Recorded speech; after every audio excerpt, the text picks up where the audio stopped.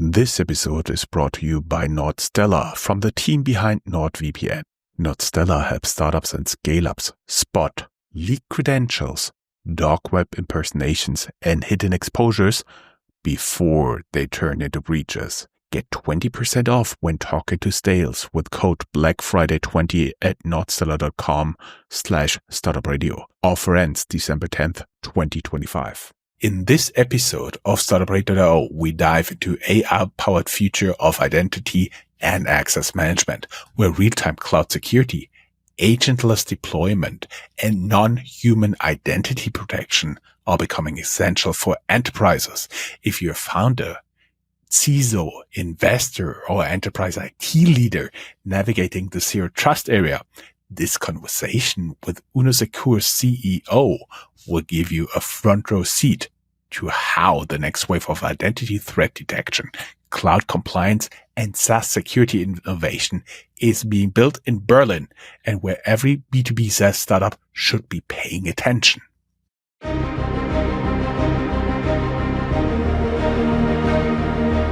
Welcome to Startuprad.io, your podcast and YouTube blog covering the German startup scene with news, interviews, and live events. Today, I'm joined by Santhosh. How to pronounce your family name? I would say Jayaprakash. No, it's Jayaprakash. Jayaprakash. Jayaprakash. Sorry for butchering your name. The founder and COO of UnoSecur, a Berlin-based cybersecurity startup that's rethinking identity security in the age of AI, because every AI can more or less impersonate a person.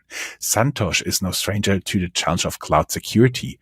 Before UnoSecur, he built and scaled Anker Cloud, helping enterprises transition to the public cloud. But it was during those engagements that he spotted a critical vulnerability nearly every company ignored: the chaotic sprawl of user identities across cloud environments with no unified system to manage them securely. That realization led to UnoSecur, an agentless identity security platform that now helps companies detect real-time threats, manage non-human identities, and automate AIM risk remediation across AWS, Azure, and beyond. Backed by 5 million seed round and already trusted by major enterprises, customer UnoSecur is quickly becoming one of Europe's most exciting deep tech security startups, and Santhosh is the visionary leading the charge. Welcome. Thank you so much for the kind invitation, Joe. Totally my pleasure. We already heard a lot about you. Let me start with the first question. Can you tell us a little bit about your personal journey, and how did this, as a founder, lead to the creation of UnoSecur? We had a little bit teaser in the intro. So, I'm Santhosh Jayaprakash, and I'm from India, but been in Germany for the last 7 years. This is my third venture, so I'm not a rookie entrepreneur, I should say. This is been 18 years in IT infra. I started my first company in 2015. It was called PowerUp Cloud, very early in the game of cloud data AI. So I built a company called PowerUp Cloud, based out of India, scaled it to Singapore, then to US, then to Netherlands, and then got acquired by a large NASDAQ listed company. This was my first entrepreneurial experience, built a 200 people team in 3 years. So that was built something like Datadog.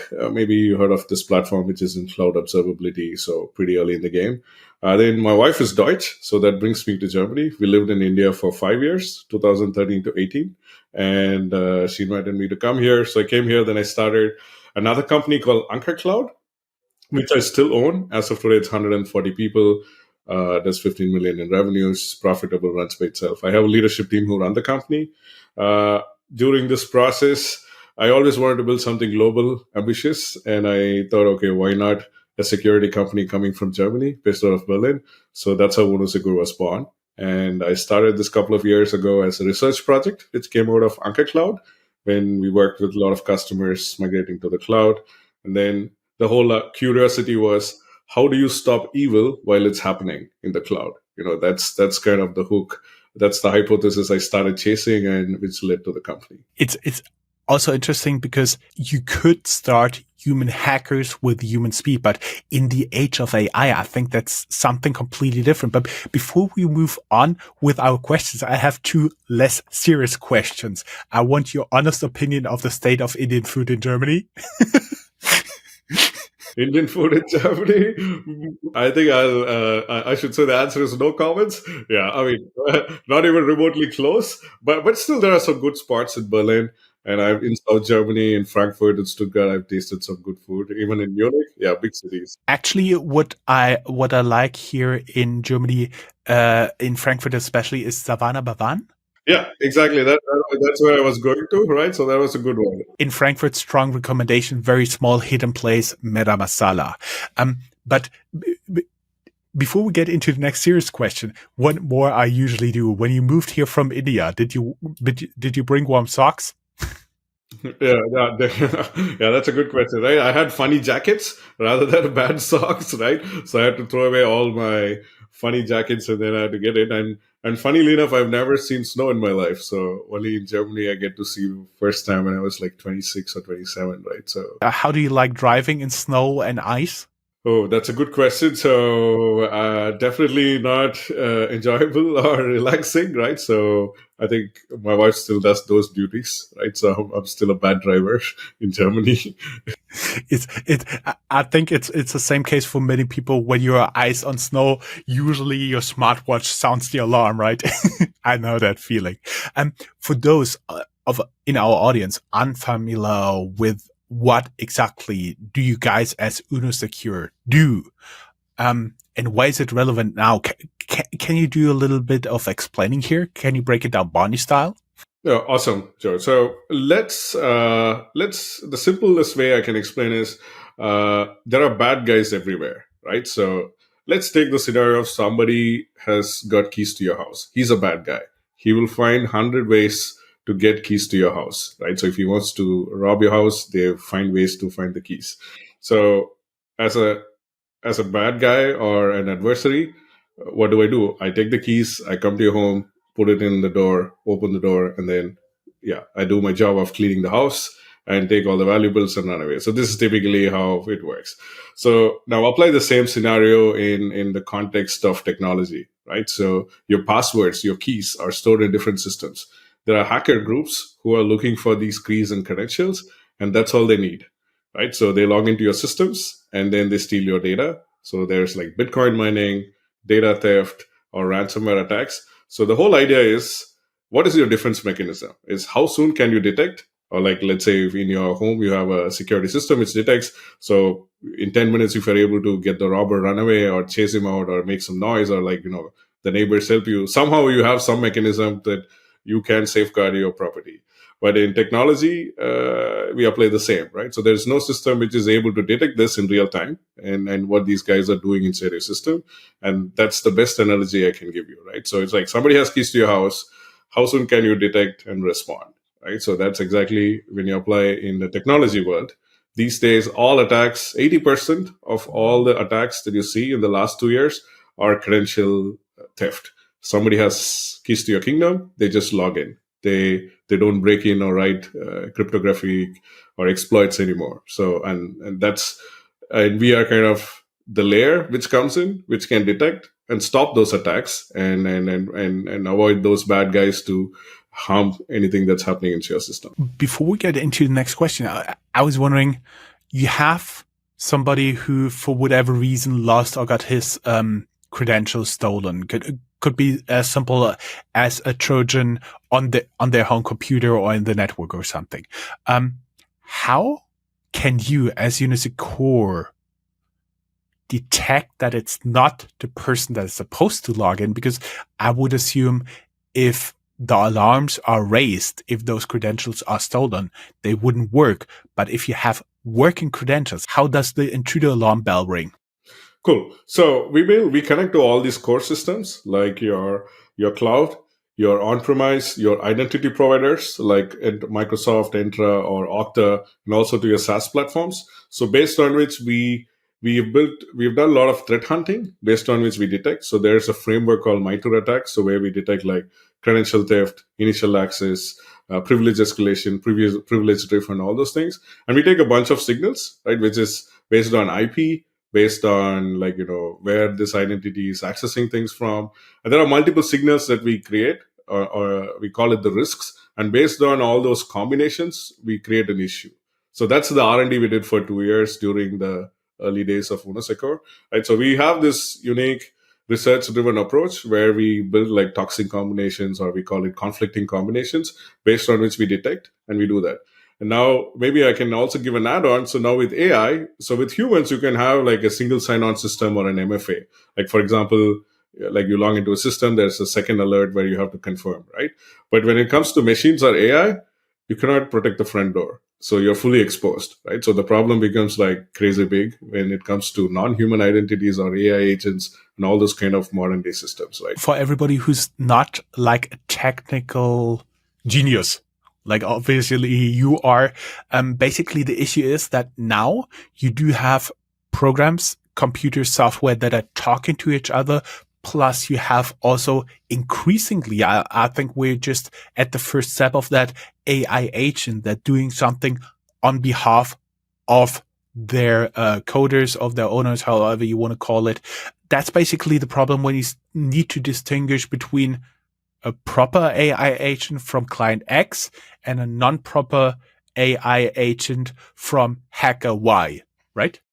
Kind of, right? So maybe I'll also try to simplify things, Joe. So it's like, let's take, I mean, how do a company consume AI today, right? There are three different ways, right? One, they buy coding tools, which is like, which you come across like Cursor, Replit, Windsurf, Google, like, GitHub Copilot, these kind of tools. That's one way they consume it, right? And second, they buy, their internal teams built using Anthropic or OpenAI frameworks, right? So basically like Claude or all those kind of tools. And the third way is all the SaaS platforms selling their own agents, like Salesforce agent or ServiceNow agent. So these are the only three different ways today's companies consume AI, right? Or like there's no other way they do it. Now, if you speak to a security team or the C-level folks, now how do they authenticate between each other? What are they doing? There's absolutely no clue, right? So that's where we come in, right? So now, how do they authenticate? What kind of permissions they get? What kind of access they have so that they can form? And this is the future, right? So we are building it for the future, right? So these are some of the problems we solve with AI, because currently there's no mechanism existing first. And even if companies like, Okta and others are like coming up with authentication protocols, but then you have MCP, or like, from a layman's standpoint, how do you even have view into what these identities are doing? Like, what are these agents doing? How are they authenticating with each other? What kind of access they have? Are they overprivileged, or do they have more access than what they need to do their jobs? Or if an attacker comes in, how do you even detect that? Okay, it's really Joe or somebody behaving like Joe, right? So all those kind of scenarios is what we kind of do with UnoSecur. Mm-hmm. Yeah, and thing is, I do see the challenge for the future for everybody. I was wondering, what was your aha moment when you realized identity was the new security parameter here? Yeah. So in the realm of the modern day, right? So if you look at back in the day, it was network was the perimeter, right? So in some years ago, then it became all the infrastructure, and now it's the identity, because almost every system, all you do is log in, right? So now logging into a system is just you use some kind of let's say an authentication mechanism to get into the system. The wow factor here is that, okay, now you like, if you're a big company, you have like different systems. Now for a CISO, I don't know what I don't know. That's their problem. They don't have a vantage point visibility of what's going on in all these different systems. Though they have different tools doing different jobs, like app security, product security. Identity was 3 years ago still an IT team's problem, not a security problem. Now identity is a security team's problem, right? So these are kind of the the kind of things that you can uncover connecting a system like us, or like platforms which can communicate or authenticate between each other. So that's where it's same day ROI. You just connect, within 15 minutes, agentless deployment, and you can connect even like find the AWS accounts or like, all your different systems, and you're able to get a vantage point view of what are these identities, what are they doing, and are they overprivileged or not? Are they accessing, like, is it really me or somebody? So all those kind of perspectives or the visibility aspects that we uncover creates those aha moments for customers, right? So that's one of the reasons why this problem is becoming more increasing. And with more and more systems and tools moving to the cloud and companies adopting AI, we don't see this. This becomes the only perimeter that companies will have to invest in protecting. Yeah. I was wondering what makes your agentless identity security platform stand out from all the other identity and access management tools? Great. So traditionally, identity is one word overused. There are like 200 different variations within that. There are three different scenarios, right? Authentication, authorization, and accounting.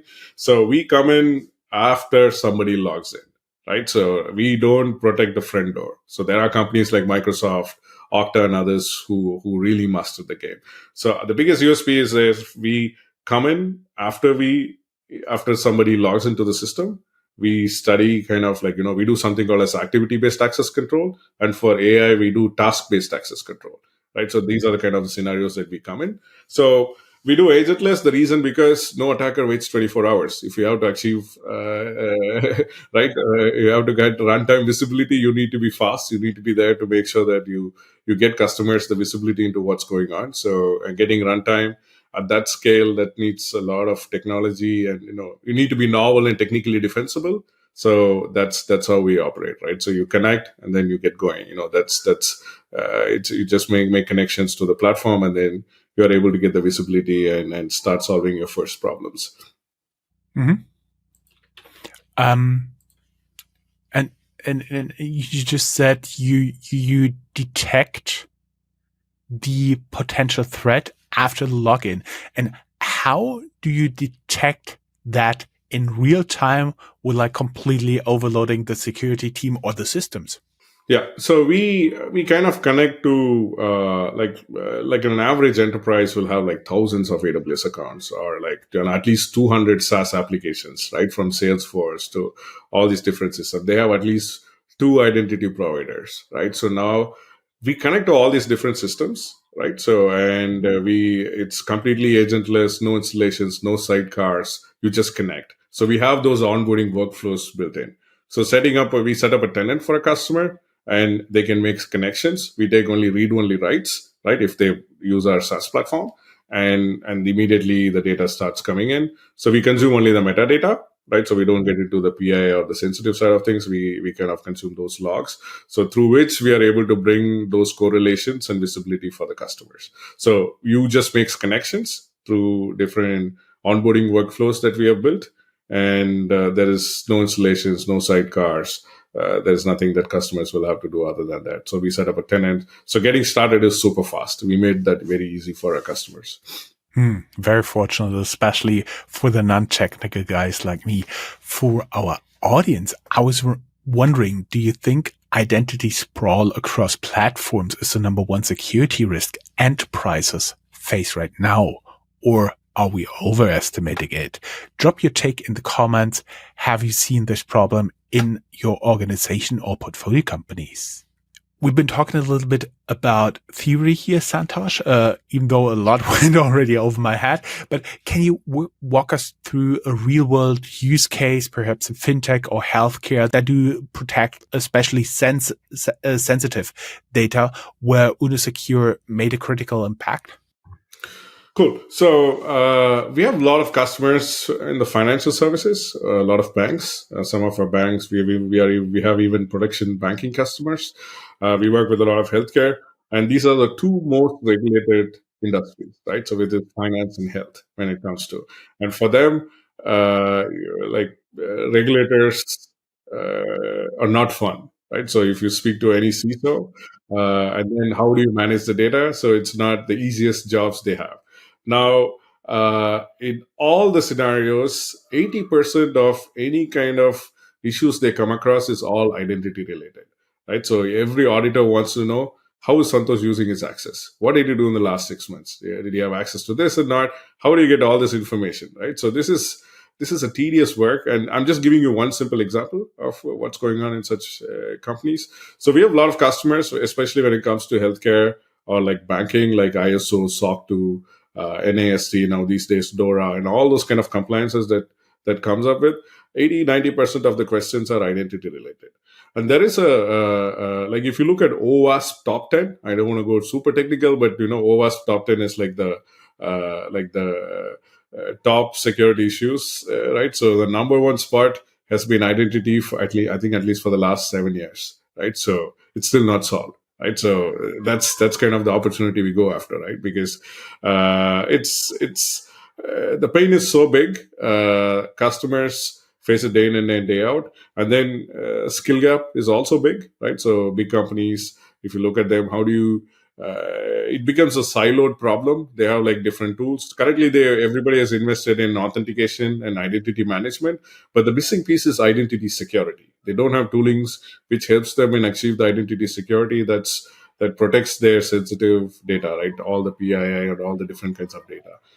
That's kind of where we come in, and we have customers who use us for multiple purposes. We have more than 40-45 different use cases that you can achieve out of it, starting from a simple visibility to even auto remediation, right? So all these kind of different scenarios we help customers. We have reduce their identity sprawl. We have increased some of their engineering and feature velocity because they could govern just-in-time access and just enough privileges for their engineers. Nobody needs admin rights. You come across multiple scenarios in different customers. Healthcare and financial services, banking are some of our from UnoSecur sweet spot, and these are the kind of customers that we work with currently as well. Mm-hmm. Before we move into market and the business model, I was wondering, how often do people or AIs attempt to hack your week? Yeah. So, I mean, he's smiling. A lot of people will just listen to it. That's why I need to tell them he's smiling. So I think AI.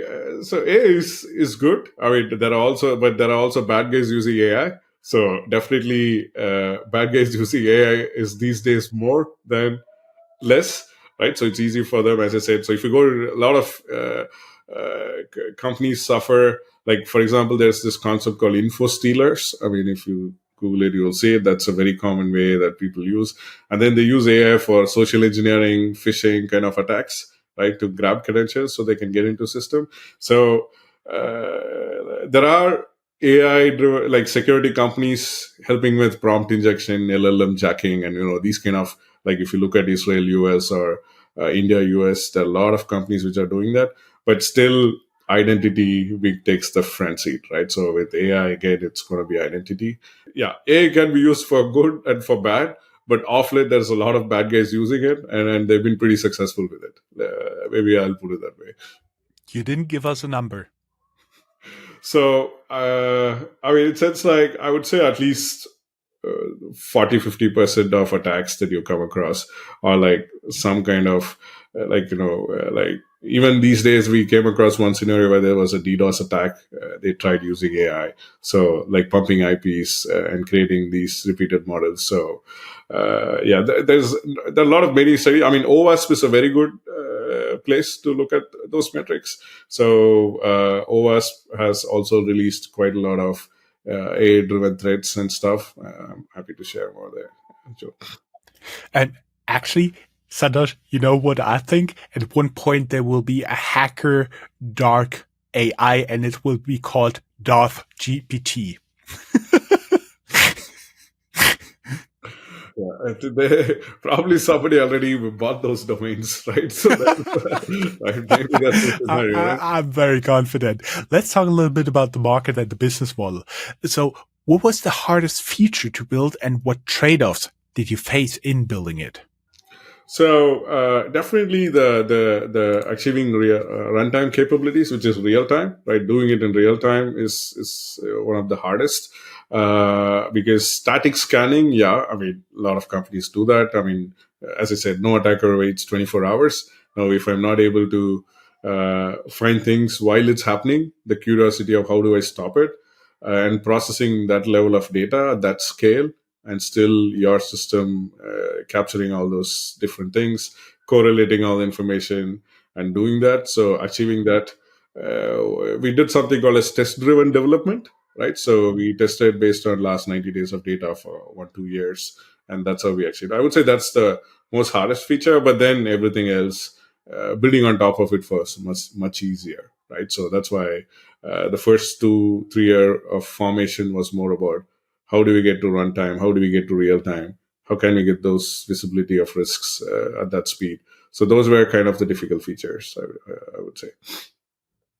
Guys, we will be back after a short ad break, but stay tuned. Right after, we'll dive into how UnoSecure's B2B SaaS model scales fast without friction, where enterprise buyers are betting on their agentless identity fabric, even in a cautious market, and how new innovations like Uno Copilots and Uno Board are redefining what real-time identity control looks like. You won't want to miss how they're turning compliance into a live dashboard and why their 5 million seed round is just the beginning. You move at startup speed. Attackers move at real speed. NordStella, built by the team behind NordVPN, gives you one clear advantage. You see what they see. Leak credentials, partner session hijacks, brand impersonation, all under one roof in real time. Trusted by security leaders across Europe's fastest growing startups, it turns cyber chaos into clarity. For Black Friday only, apply code BlackFriday20 when talking to sales at nordstella.com/startupradio for 20% off your plan. Valid until December 10th, 2025. NordStella. Know what attackers know before they act. Welcome back from the ad break, and I still have Santhosh here with me, and let's dive in straight into the question because we've been teasing your B2B SaaS business model. How do you scale that with customers, and what's your core GTM strategy? Yeah, so currently we offer it as a security SaaS platform because it's easy to onboard. And but with regulated business, we also do private instance deployments, right? So within their environments, sometimes then we charge them 2x, 3x because we are sharing our IP. But typically, the SaaS model works. And even if you look at AI companies, all the AI ones are also subscription models, right? So so this model is scalability. So we charge based on number of accounts they connect to the platforms, like number of connections they make instead of number of identities, because humans you can measure, non-humans you cannot, right? Because some engineer will create something and then it's there in the system. So there's no way. So our pricing works based on the number of connections organizations make to the platform, and it's scalable. I mean, even the largest retailer in the world is one of our biggest reference. So if we are able to handle that scale, I think we can handle anybody's scale. That's we have achieved those kind of capabilities already that helps customers to like it's fully enterprise ready. We already have all the credentials that's needed, like a SOC 2 ISO and also GDPR. Like all the different kind of penetration testing reports. We went through so many vendor questionnaires with already our large customers.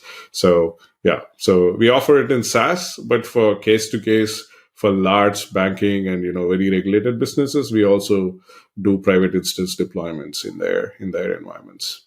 It's not necessarily that they are boring, but as you said, the regulators, they don't understand any fun in this area. You have very high hurdles to jump over in order to do some security, some AI or any other stuff. So the main focus of banks is security. That explains a lot of the on-premise stuff. What makes you appealing to enterprise buyers in today's cautious funding climate? Good question again. We try our best. So, like, I mean, I think security investments, I think every company has to make because, and they all carry budgets, and identity security is in every boardroom these days. There's approvals for everybody. So far, we've not come across a customer who said, okay, I don't have budget for this platform. Usually it's, even if they don't have, it's rolling budgets. They try to find budgets in the next budget runs. With enterprises especially, they have 12-month financial ratio. So you start a POE, and then if they, I mean, based on the ROI and the, the business case that we could build, they always find budgets for the next years. And when it comes to identity security, I mean, even 2 years ago, it was a lot of education that I had to do. Customers didn't understand because they'll say, hey, I have cloud security platforms. Why do I need you? But since last year, the things have changed, right? So it's much more easier now. It's not, I should say, it's not that difficult to explain to a customer why it's needed. And since a platform like us is not a replacement sale, where we are not kicking out platform X and getting in, it's more an educational sale. Usually we are an addition to their existing security stack, right? So it's always finding budgets. Definitely the funding climate is difficult in the market, but generally customers have budgets for security because they have to invest, right? So that's why after AI, security is kind of the hottest market in the world, right? So like if you look at all the VC funding, probably not in Europe and DACH, but if you look at US and Israel, almost security companies raise the most after AI companies. Totally makes sense if you have seen once the damage a hack could inflict on any company. And if you're a smaller company, that can mean the end of your existence as a company. Let's talk a little bit. Yep. If you look at, I mean, the recent one I can share is Salesforce, right? So, I mean, there was a sales loft attack 6-7 weeks ago, even a lot of big companies across the globe. There were 700 companies affected because of this one single issue. This was based on a non-human identity. And this is something that UnoSecur covers by itself as a feature. I don't want to know how much damages and missed revenue this generated, but let us go into growth and vision. As we already said, you raised $5 million US. What are your immediate priorities, and where will you be as a company in 12 to 18 months? So, I mean, we are doing we did a seed round early this year, right? Somewhere around March. Since then, we've been focusing on hiring and sales, right? So we are purely doubling on everything that we are doing. So we have onboarded a lot of new customers, and we have a clear GTM plan. So the immediate goal is that we raise a Series A, right? I think we are close to getting there to kind of raising our next funding round.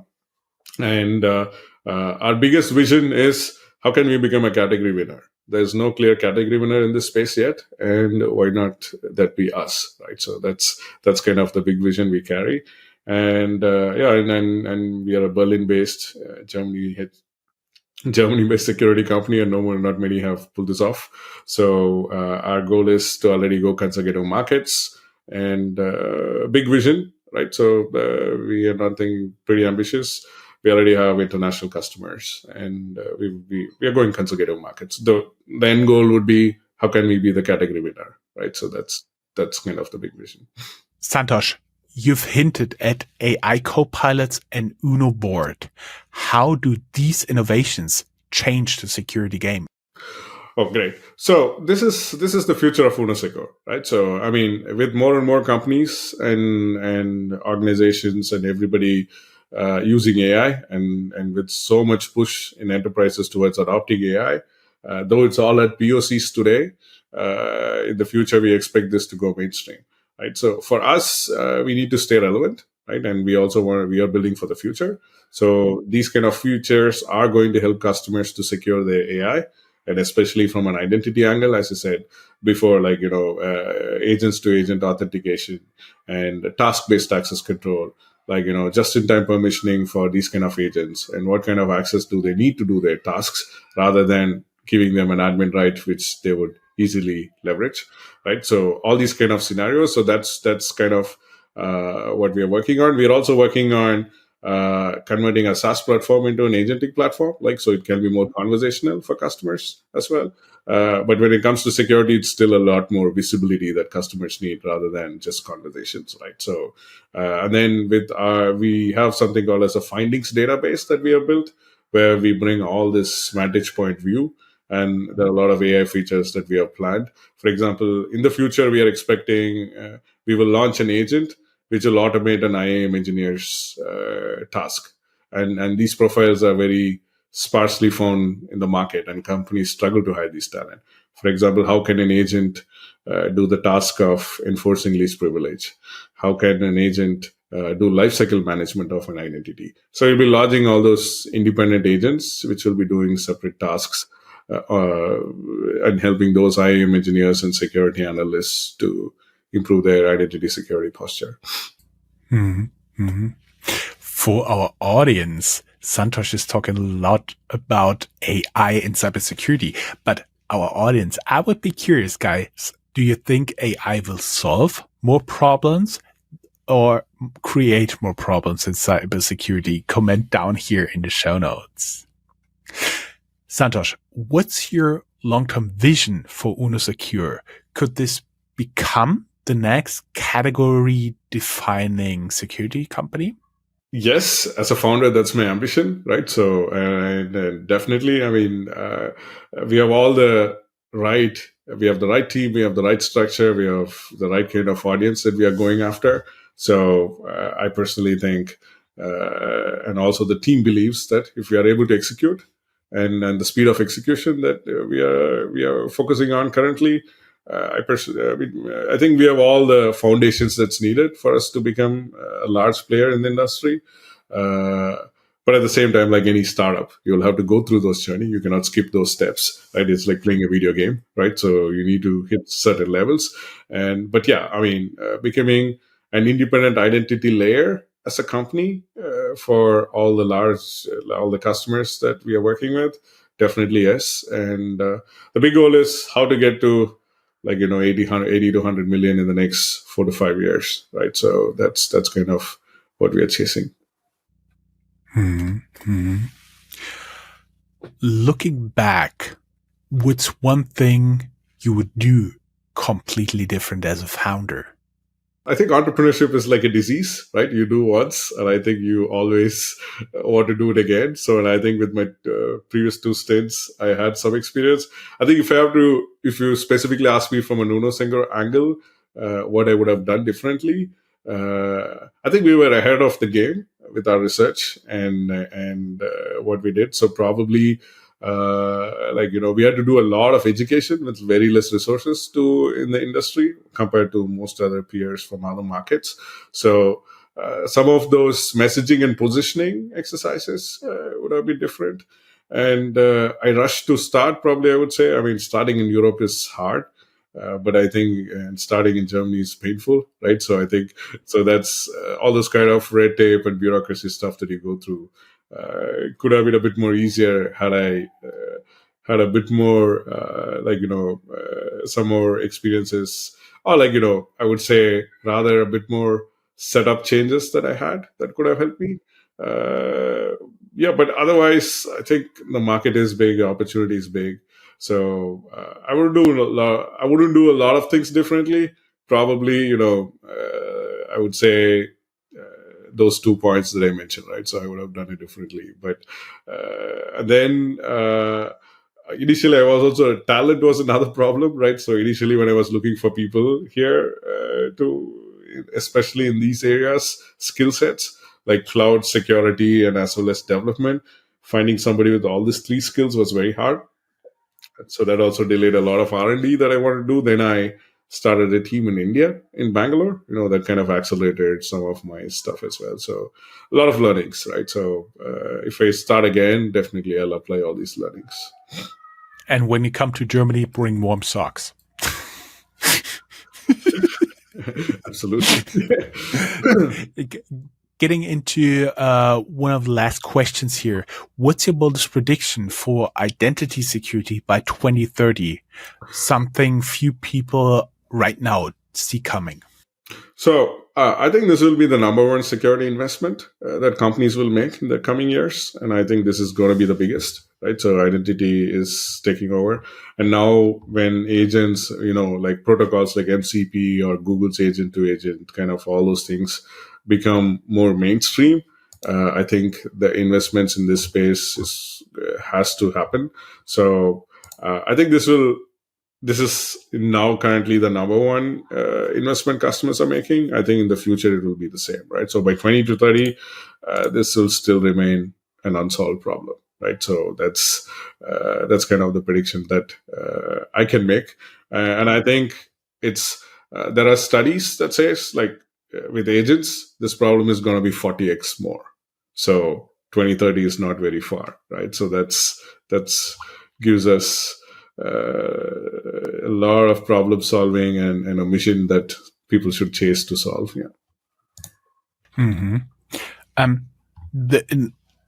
Let us get to the conclusion with the usual questions. Are you open to talk to new investors? Definitely yes. Definitely yes. We link down here in the show notes your LinkedIn profile so people can reach out to you directly. And of course, the second question, are you looking for smart people to join UnoSecur? Also, yes, definitely. We are hiring currently for different roles across Europe. And we will also enter US. So there's a lot of open positions that we want to fill. Mm-hmm. Awesome. Santhosh, thank you very much. It was a pleasure having you as a guest. Hope to have you back soon. Thanks, Joe. Likewise. And thanks for hosting me. My pleasure.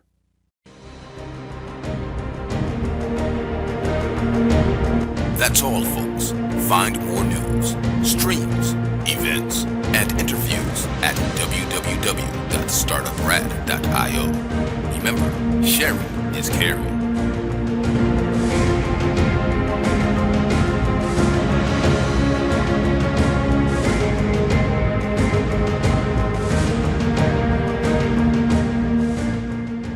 Thanks to Nordstellar for supporting this episode. Built by the NordVPN team, Nordstellar helps founders take control before threats escalate. Visit nordstellar.com/startupradio and use code BlackFriday20 for 20% off when talking to sales. Nordstellar, proactive protection for founders who think ahead.